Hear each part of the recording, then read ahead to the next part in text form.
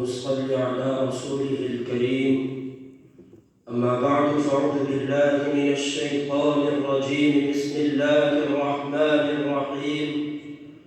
ظهر الفساد في البر والبحر ليذيقهم بعض الذي عملوا لعلهم يرجعون. صدق الله العظيم. رئيس الحفلة المبجل، حضرات الحكم وزملائي في الدروس، انتهك الناس حرمات الدين وتعدوا حدود الله وهزأوا بالقوانين، فالأخلاق يفسدونها والفضيلة يقتلونها والفواحش يرتكبونها وهم آمنون. وإذا قيل لهم اتقوا الله لا يتقون، فبأي حديث بعد الله وآياته يؤمنون؟ أفأمنوا مكر الله فلا يأمن مكر الله إلا القوم الخاسرون. كذبت قبلهم قوم نوح وأصحاب الرس وثمود وعاد وفرعون وإخوان لوط وأصحاب الأيكة وقوم تبع، كل كذب الرسل فحق وعيد.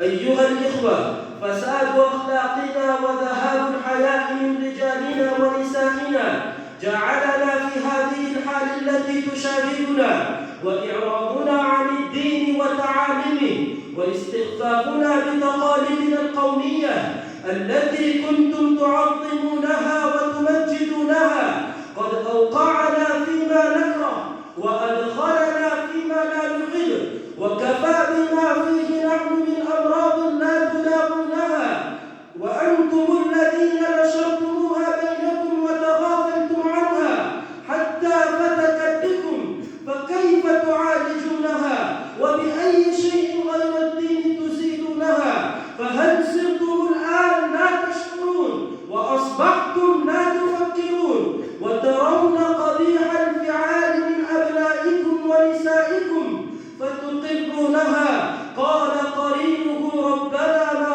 أطغيته ولكن كان في ضلال بعيد. قال لا تختصموا لدي وقد قدمت إليكم بالوعيد. أيها الإخوة، كلما أراد المصلحون إصلاح جانب من هذا المجتمع الفاسد تصدعت فيه جوانب أخرى، فكيف يصنع الواعظ والمصلح؟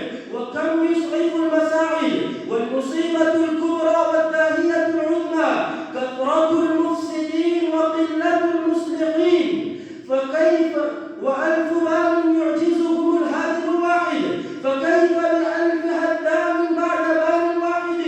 وأي شيء يفعل الخطباء وما يؤثر المنابر والمساجد ومختلف المعابد إذا سقطت أخلاق الأمة في البيوت والأسواق واشترك في الفساد القائم منهم والقائد والصادر والوالد.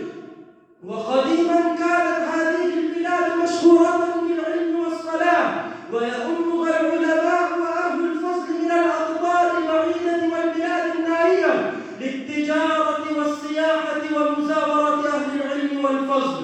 واليوم قد تغيرت الأحوال واختلط الحرام بالحلال واستهتر السفهاء والأندال وطغوا بالمال وخرج الولد عن طاعة الوالد. وكم أهلكنا قبلكم من قرية هم أشد منهم بطشا فنقبوا في البلاد هل من محيص؟ إن في ذلك لذكرى لمن كان له قلب أو ألقى السمع وهو شهيد. عباد الله، إذا ظهر الفساد وانتشر الإلحاد وتجاهر الناس بالذنوب فغير عزيز على الله أن يخسف بهم الأرض أو يرسل عليهم حاسبا من السماء أو يهلكهم بالأمراض والحروب. قل هو القادر على أن يبعث عليكم عذابا من فوقكم أو من تحت أرجلكم أو يلبسكم شيعا ويذيق بعضكم بأس بعض حتى يستوي الغالب والمغلوب. ومن أنت يا من يحارب الله بالمعاصي ويبارزه بالفسوق والعصيان وسيئات العيوب؟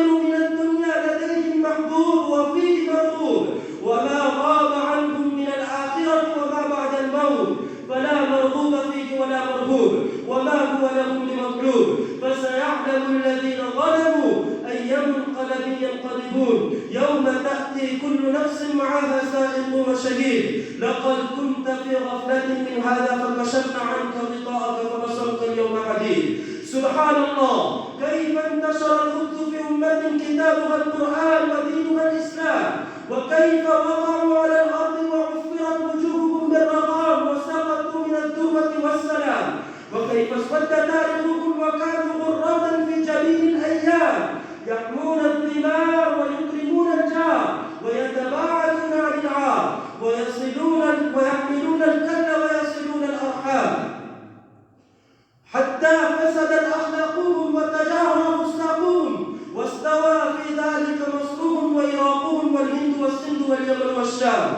فذلوا بعد العزة وسقطوا بعد الرفعة، وكانوا ملوكا وسادة فصاروا من الخول والخدام. وكذلك يفعل بالمجرمين ومرتكب الآثام، وما ربك بظلام، من عمل صالحا فلنفسه ومن أساء فعليها وما ربك بظلام للعبيد. أيها الإخوة، قال رسول الله صلى الله عليه وسلم: إن مما أدرك الناس من كلام النبوة الأولى إذا لم تستح فاصنع ما شئت. وقال عليه السلام: الإيمان 70 شعبة، فأفضلها قول لا إله إلا الله، وأدناها إماطة الأذى عن الطريق، والحياء شعبة من الإيمان. وقال عليه السلام: الحياء من الإيمان، والإيمان في الجنة، والبذاء من الجفا، والجفاء في النار. أخيرا أدعو الله عز وجل أن يحلينا بالفضائل ويخلينا عن الرذائل. آمين. وآخر دعوانا الحمد لله رب العالمين. ما شاء الله.